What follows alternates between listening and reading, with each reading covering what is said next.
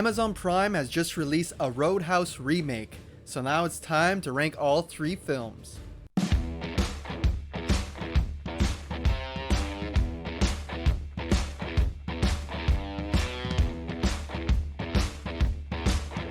Hey guys, welcome back to the channel. Hope you're having a good one today. I'm the Movie Ranker, and today I'm ranking all three Roadhouse films from worst to best. I never even knew there was a part 2 from 2006. I had no idea. When the new one came out on Prime, I ended up going on Letterboxd and seeing that there was another entry. I'm like, time to rank them. So I hope you enjoyed this video. If you do, make sure you like it and subscribe to the channel for future rankings. And also drop your Roadhouse rankings down in the comment section. We'll have a great discussion. And without wasting any more time, let's rank them. So coming in the last place at number 3, I gotta go with Roadhouse 2 Last Call from 2006. No surprise that this is last place, but what was a surprise is how enjoyable this film is, how watchable it is for a straight to video Roadhouse 2 sequel that was way too late in time, you know.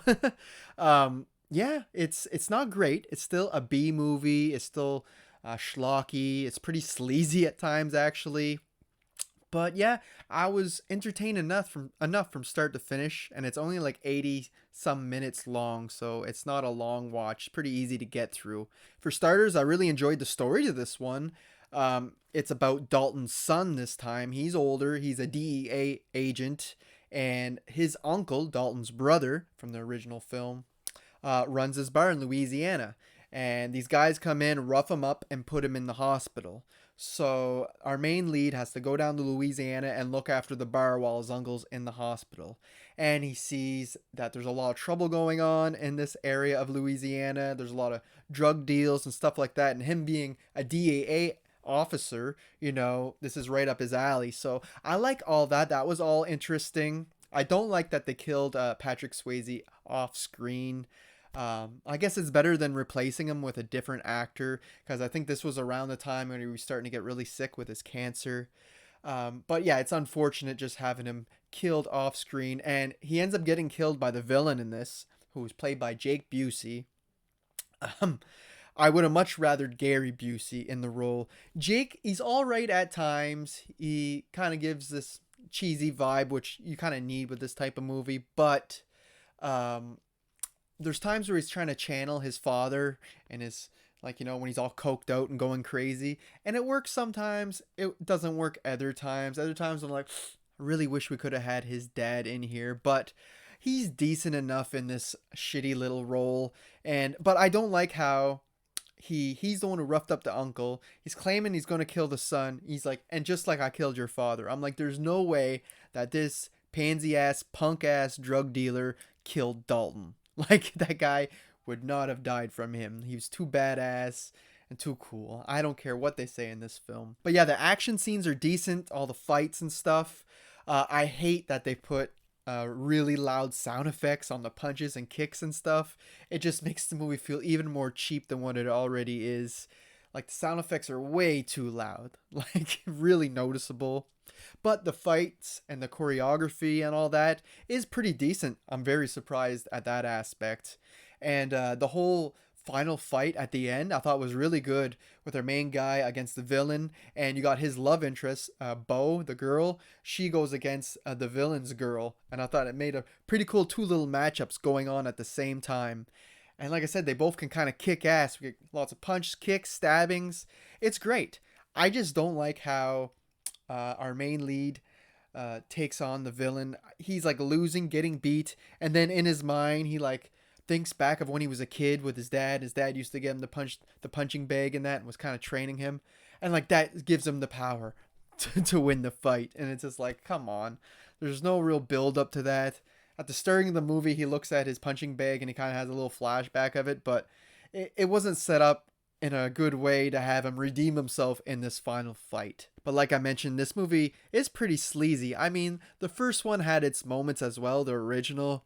But this one, like, in the first 5 minutes, the DEA agents are doing a drug bust, and one of the officers is dressed like a stripper, right? Just to not get caught, to try to fool these people into doing this drug trade and catch them, right?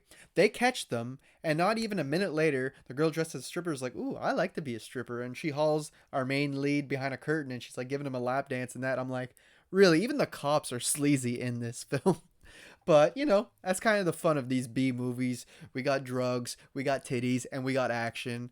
Everything you need for a man's movie. It's just that this is a sequel that no one really wanted, but it's way better than what it should be. For all the direct to DVD or direct to video sequels that were made way after the original, this is one of the better ones, even though it's still only like a 5, 6 out of 10 if I'm feeling generous. Perhaps it was just me having my expectations incredibly low, especially after looking at that ridiculous poster. Man, it's so cheap. The movie's better than the poster, I'll give it that. But like I said, it's entertaining enough. Give it a shot if you have your expectations set low and you're interested in seeing what the sequel's all about. Up next at number 2, I'm going with Roadhouse 2024, the Amazon Prime exclusive. Now, this one is pretty damn good for the most part. I feel like it loses traction in the third act. But for the most part, I enjoyed this. We get Jake Gyllenhaal playing Dalton, a much different version of Dalton. He's still a nice guy. He's still a fighter and everything, can still handle himself. But Jake Gyllenhaal just doesn't have that charisma that Patrick Swayze brought to the role. And of course, I don't want him to just copy everything from the original either, but he just doesn't stand out as memorable to me in here, as iconic as maybe he could have been. If you would have told me Jake Gyllenhaal was going to be in a Roadhouse remake, I would have said that's terrible casting. But he does do a serviceable job. He's pretty good. He's jacked as hell. Was definitely roiding out, I think, before he made this movie. But yeah, he looks the part, and he does a pretty good job. And then we got Conor McGregor as one of the villains in here. And he is the other standout in here. He's just so crazy and over the top and wacky. You know how in your face and that Conor McGregor is in real life and how a loudmouth he is? He's the same in here, except it's like brought up to level 10. Like, it's really kind of overdone for the role, but you kind of need that in here, so it makes him stand out. He's wacky, he's crazy, but that's kind of like a tribute to the 80s films that like this film is remaking, right? All the villains in that of the past always had these weird quirky things about them, and they were kind of crazy and loopy. So I actually like Conor McGregor in here. He's not the best actor or anything, but he delivered exactly what you want from this role, and he's like unstoppable. I love how he's like getting beat and smashed in the face, and he's just like laughing and smiling. He's like a friggin' Looney Tunes character, but I'm all here for it. But I have to admit, besides those two characters, everybody else is really forgettable in here. I do get a few laughs off one of the henchmen for the bad guys, because he's like such a nice guy, kind of like Dalton, and he's like, "Oh, I don't want any trouble." He gets in a fight with him at the start, and then after that, every time he runs into him, he's like, "Oh, hey man." Like, it's just so funny. He's always giving away information about the bad guys and stuff. I thought he was a good comic relief along with Conor McGregor. The fighting scenes were okay up until we get to the third act. There's this big fight at the very end between our two main leads. Well, between our main lead and Knox, who is Conor McGregor. And it just feels like a straight of a video game, man. I hate the style of it.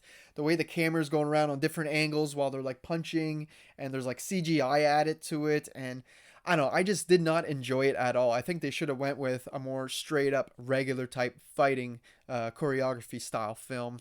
The style in it just wasn't for me. I actually prefer the fighting in part 2 for the most part, believe it or not. But yeah, that was a little weird to me. And there are some things in the third act when they're on the boats and that in the water that can get a bit ridiculous, like Fast and the Furious style. I'm not saying you can't be ridiculous, because, like, again, the original film wasn't completely grounded or anything. It had some ridiculous things about it, but it was still fun and everything. This one, when a boat's going by at like 80 miles per hour and the guy just hangs on to the hook on the side going by and jumps on the boat, I'm like, as if that would like rip his arm clean off. It's just too Fast and the Furious ridiculous style to me, you know. Some people are going to really enjoy that, but it didn't exactly work for me. So most of the problems I have with this film all lie in the third act. But I do like the story in this one, how Dalton is a UFC fighter with a past, how he accidentally or when he went in beast mode. I don't know if he blacked out or what, but he was so in the moment that he ended up killing his opponent after the bell. He just kept hitting him.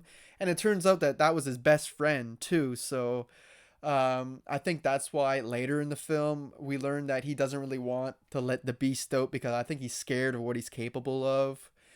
But yeah, I like all the story surrounding it and all that. There's just a few missteps here that keeps it from being a great remake, but I still think it's decent. It's worth a watch. Definitely go check it out if you haven't seen it yet. Probably overstayed its welcome just a little bit too long too. It runs a little over 2 hours, which is a long time for this type of film. Could have cut it down just a tiny bit, but overall, definitely worth a watch. Pretty much all these films are worth a watch if you like people getting their ass kicked and such. But for me, easily coming in the first place, I have to give it to Roadhouse from 1989, the original. I mean, it's not a masterpiece or anything by any means, but it's just so fun. It knows exactly what it is. It has the best directing out of all these, and the guy who directed it, his first name's Rowdy.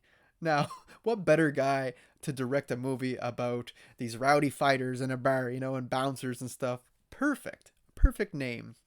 But yeah, Patrick Swayze, he is just perfect in this role. One of his best characters he ever played, hands down, in my opinion. He's the nice guy and everything, just like the other films, but he has a certain amount of charisma to him and charm that we just don't see in these other films.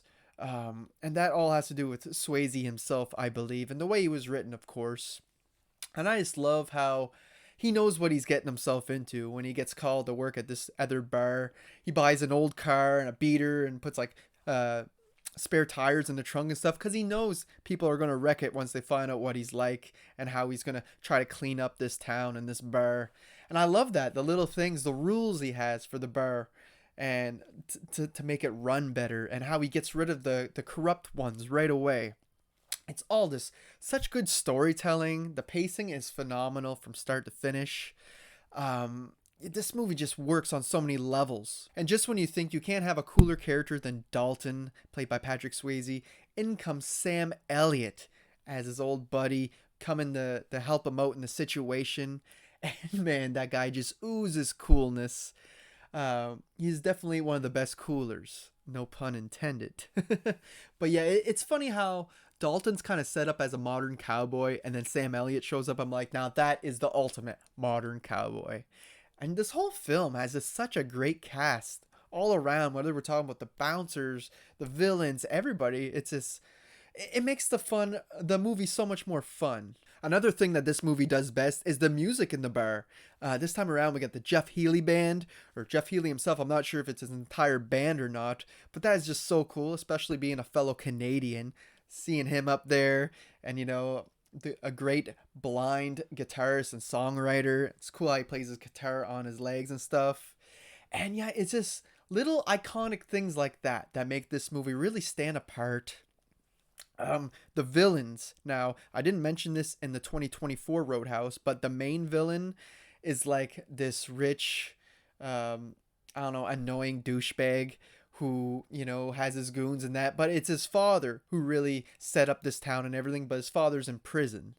And I just seen that so many times. That's why I didn't really like the villain in that one.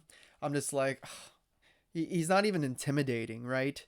In this one, I think the villain is best, but he's still not great. I think the villain could have still been better in this one. There's a little bit of plot holes in here where he'll mess with the store and try to burn it down and mess with everybody in the town, screw over the farmer and everything just to piss off Dalton. And it's like to try to get him to leave them alone. It's like, why not just kill Dalton himself? Why not just, shoot him in his sleep or something? But I guess that would end the movie too quick. I'm poking too many holes in here, but that's my only kind of nitpick with the original. But aside from that, I love how Dalton is kind of a maniac too. He's so cool in the bar and that, but we have this backstory of where he killed a guy in self-defense because he slept with the guy's wife, and then the guy attacked him, and he ended up killing him by ripping out his throat. You're like, okay, it could have happened in self-defense one time, but then midway through this movie, he's attacking one of the goons, or they're getting into a scuffle, and he ends up killing that goon by ripping out his throat. And it's such a cool scene that the horror fan in me is so pleased at that moment. But then I'm like, how are you gonna get away with this one? That definitely isn't self-defense. You're ripping out the second throat now. And by the end of the movie, he has the main villain down, and he's like ready to rip his throat out too. But his love interest convinces him not to just let it be. And so you get that little bit of development with the Dalton character. You know, he's starting to become a changed man a little bit.